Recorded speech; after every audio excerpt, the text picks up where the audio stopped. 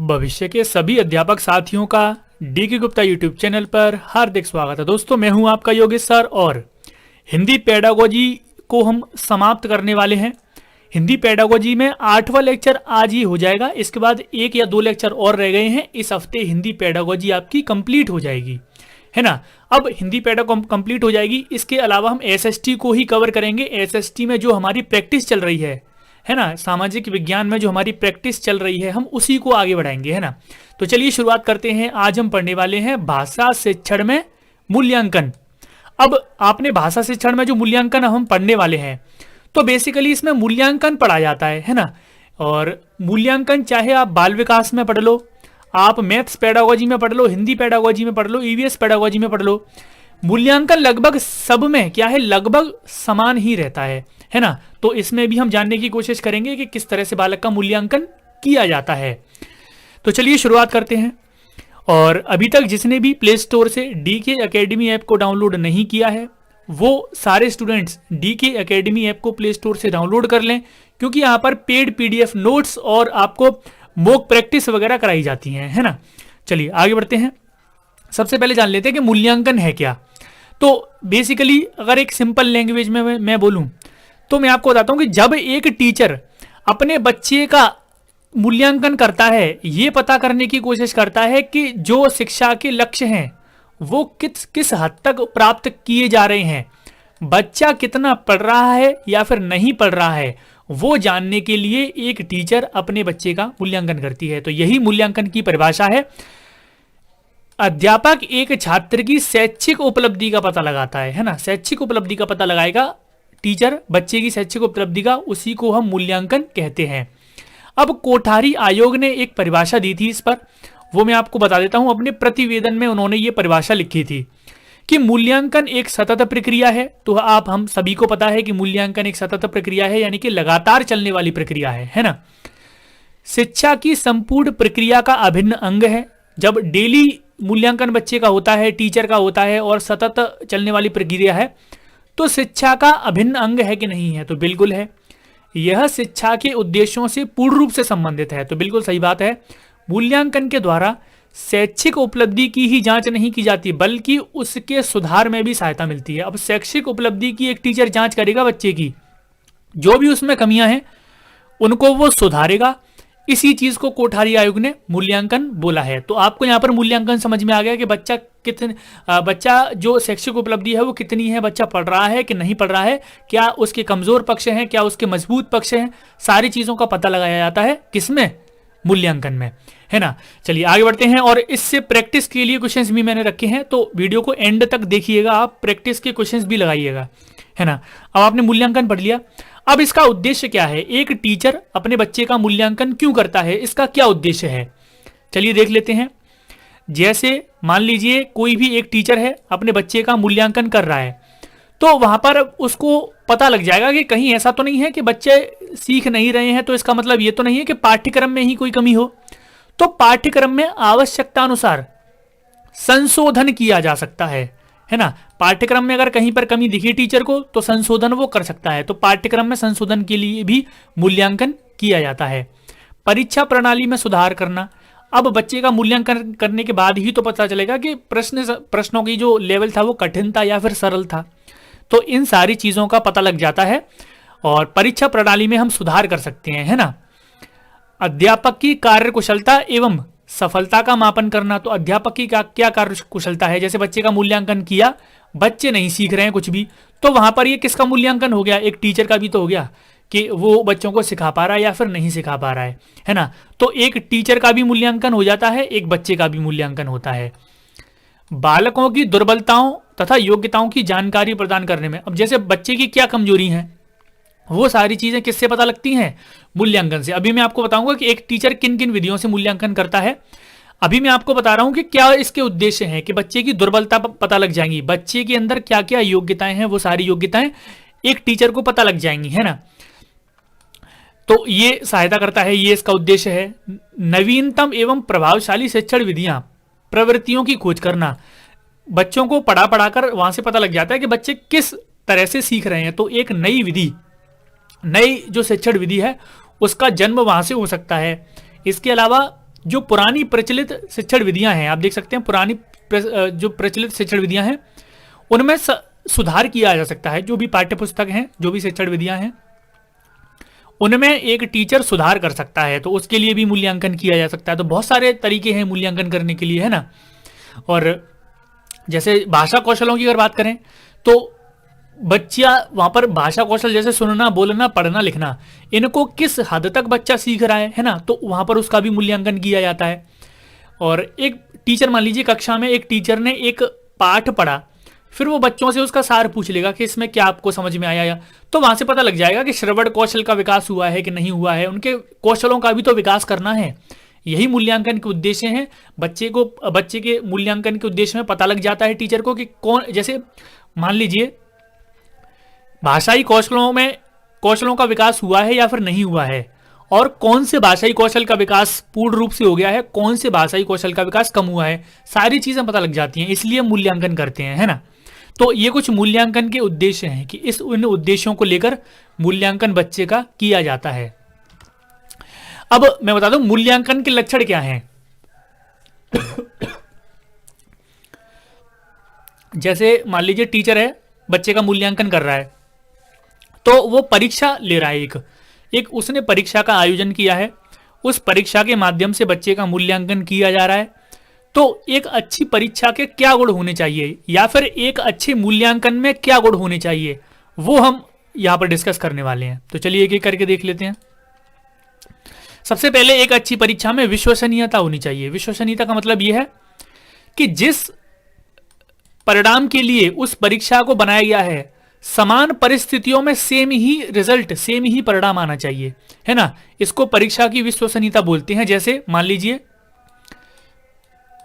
आप व्हाट्सएप चला रहे हैं, अब व्हाट्सएप बनाया गया है कि आप वहां पर जाके लोगों के मैसेज देख सकें, तो जितनी बार आप व्हाट्सएप खोल रहे हैं उतनी बार आपको वो लोगों के मैसेज दिखा रहा है, तो ये व्हाट्सएप की विश्वसनीयता है ना।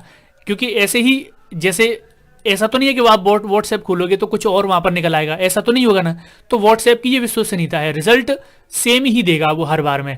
ऐसे ही एक परीक्षा होती है, परीक्षा किस लिहाज से ली जा रही है, किन उद्देश्यों को ध्यान में रखकर ली जा रही है, समान परिस्थिति में समान वो रिजल्ट है वो देगी, है ना। एक होती है वैधता, आप परीक्षा ले रहे हैं उसकी वैधता क्या होती है। देखिए इसका मतलब ये होता है कि यदि कोई परीक्षण वही मापन करता है जिसके मापन के लिए इसका निर्माण हुआ है, तो वह परीक्षा वैध कहलाती है। यानी कि यही बात बोली गई है कि जैसे मान लीजिए कोई भी परीक्षण, जैसे बुद्धि लब्धि परीक्षण चल रहा है और बुद्धि लब्धि परीक्षण में बालकों की बुद्धि लब्धि का ही निकल के आ रहा है, तो वहां पर वैध होती है कि ये जिस चीज के लिए हमने बुद्धि लब्धि का जो सूत्र दिया है उससे बुद्धि लब्धि ही निकालते हैं हम, तो ये चीज होती है वैधता, है ना। तो ये भी है। वस्तुनिष्ठता क्या होती है। जैसे मान लीजिए कोई एक टीचर है, उसने एग्जाम बनाया और एग्जाम बनाते समय उसके जो व्यूज हैं, उसके जो थॉट हैं, वो इस एग्जाम में, परीक्षा में नहीं आनी चाहिए। ठीक है, उसकी क्या अवधारणा है, वो क्या चीजें सीखता है, क्या सोचता है, क्या उसका धर्म है, तो उसकी जो पर्सनल व्यू है वो परीक्षा में नहीं आनी चाहिए। वो परीक्षा बनाएगा बच्चों के लिहाज से, बच्चों को ध्यान में रखकर बनाएगा, है ना। बच्चे क्या सीखेंगे इस परीक्षा से, है ना। तो यही बात यहां पर बोली गई है कि परीक्षा पर परीक्षक का व्यक्तिगत प्रभाव नहीं पड़ता, उसी चीज को हम वस्तुनिष्ठ कहते हैं, है ना। चलिए विभेदीकरण देख लेते हैं। जैसे मान लीजिए कोई भी मूल्यांकन बच्चे का किया गया, कोई भी परीक्षा है, तो वो परीक्षा इस बात पर खरी उतरनी चाहिए कि वो ये बता दे कि कौन कौन से बच्चे सामान्य बुद्धि वाले हैं, कौन से तीव्र बुद्धि वाले हैं। अब एक परीक्षा ली गई, मान लीजिए एक परीक्षा ली गई और सब बच्चे फेल हैं, उसमें कोई भी पास नहीं है, तो वो परीक्षा क्या है, विभेदीकरण नहीं कर पाई, सबके समान नंबर आ गए। यानी कि ऐसा तो नहीं हो सकता कि सारे बच्चे एक कक्षा में एक समान बुद्धि लब्धि के हैं, ऐसा तो नहीं हो सकता, लेकिन परीक्षा में हो गया ऐसा, तो ये वो परीक्षा विभेदीकरण को है पूर्ण रूप से नहीं कर पा रही है ना। विभेदीकरण का गुण उस परीक्षा में नहीं है, तो विभेदीकरण का गुण होना चाहिए, बच्चों में भेद कर पाए। कठिनाई स्तर, जैसे मान लीजिए आपका शिक्षक भर्ती की परीक्षा है और सबके ही क्वालिफाई से ज्यादा मार्क्स आ गए, तो ये मतलब विभेदीकरण का गुण उस परीक्षा में नहीं है। विभेदीकरण का मतलब है कि वो छांट पाए कि कौन बच्चे तीव्र बुद्धि वाले हैं, मेहनती बच्चे कौन से हैं और कौन मंद बुद्धि वाले हैं, तो वो सारी चीजें कर पाए एक परीक्षा, है ना।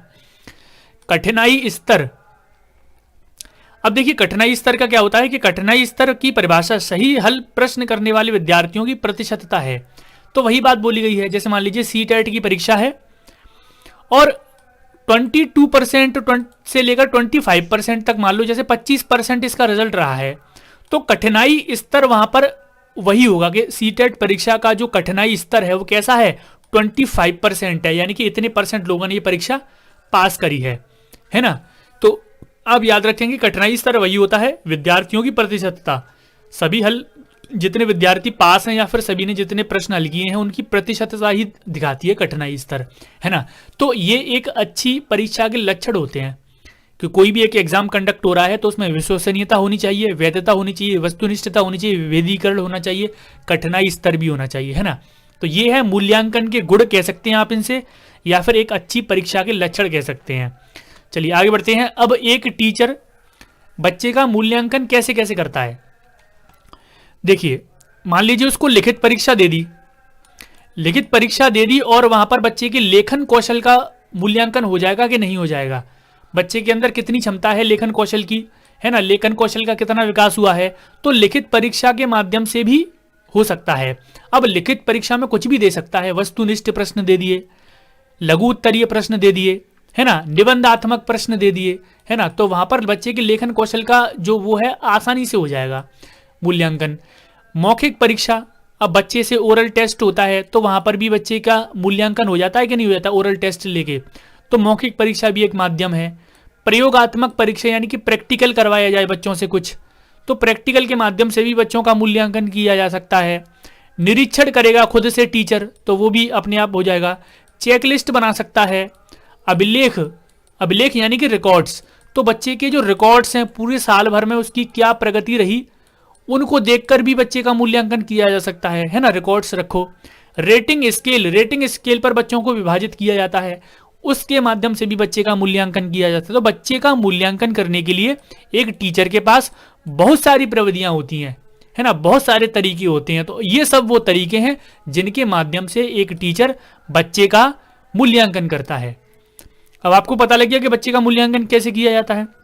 आगे बढ़ते हैं प्रश्नों की ओर।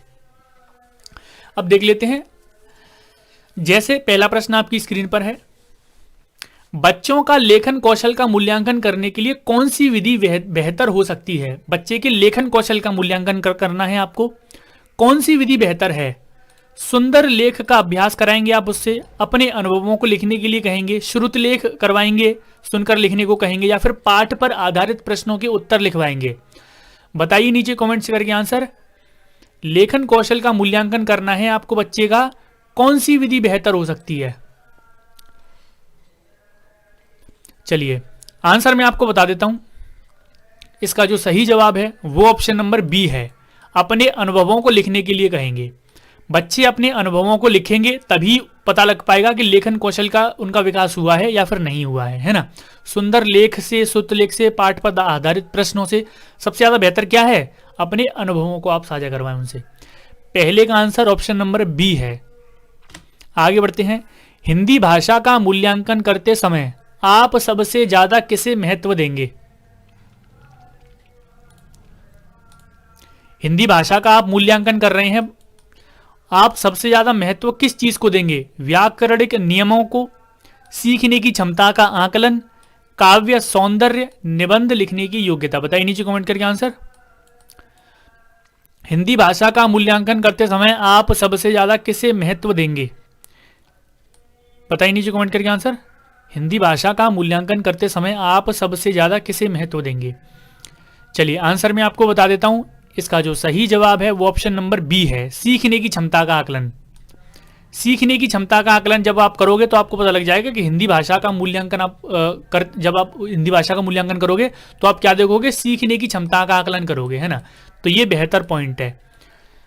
दूसरे वाले का आंसर भी ऑप्शन नंबर बी है। बच्चों की भाषा संबंधी क्रमिक प्रगति का लेखा जोखा रखना डैश से संभव है। बच्चों की भाषा संबंधी क्रमिक प्रगति यानी कि क्रमबद्ध प्रगति को रिकॉर्ड करना है बच्चे की भाषा संबंधी, उसका लेखा जोखा रखने का क्या संभव है, क्या करोगे आप? पोर्टफोलियो, उत्तर पुस्तिकाएं, या फिर लिखित परीक्षा लोगे, या फिर मौखिक परीक्षा लोगे? बताइए नीचे कमेंट्स करके आंसर। ये सारे प्रीवियस ईयर में पूछे गए प्रश्न हैं। बच्चों की भाषा संबंधी क्रमिक प्रगति का लेखा जोखा रखना किस से संबंधित है? पोर्टफोलियो से संबंधित है, उत्तर पुस्तिकाओं से संबंधित है, लिखित परीक्षा से संबंधित है, या फिर मौखिक परीक्षा से संबंधित है? चलिए आंसर मैं आपको बता देता हूं। ऑप्शन नंबर ए आंसर है इसका। पोर्टफोलियो में ही बच्चे की जो प्रगति है वो लिखी जाती है। बच्चा क्या सीख रहा है, क्या नहीं सीख रहा है, पूरे साल भर का, पूरे 6 महीने का रिकॉर्ड रखा जाता है पोर्टफोलियो में, है ना। पोर्टफोलियो सबसे बेस्ट पॉजिटिव ऑप्शन होता है। तीसरे वाले का आंसर ऑप्शन नंबर 1 है। बच्चे के भाषा के आकलन का सर्वाधिक प्रभावी तरीका है। बच्चे के भाषा का आकलन कर रहे हैं, उसका सबसे बेस्ट तरीका कौन सा है? प्रश्नों के उत्तर देना, प्रश्न पूछना, और पढ़ी गई सामग्री पर प्रतिक्रिया व्यक्त करना। देखो पढ़ी यहां पर गलत लिखा है, पढ़ी ये वाला ड आएगा। पढ़ी गई सामग्री पर प्रतिक्रिया व्यक्त करना, या श्रुतलेख, या फिर लिखित परीक्षा। सबसे ज्यादा प्रभावी तरीका क्या है भाषा के आकलन का? देखिए आंसर मैं आपको बता देता हूं। इसका जो सही जवाब है वो ऑप्शन नंबर बी है। प्रश्न पूछना और पढ़ी गई सामग्री पर प्रतिक्रिया व्यक्त करना ही क्या है? सबसे सर्वाधिक प्रभावी तरीका है बच्चे के भाषा आकलन का।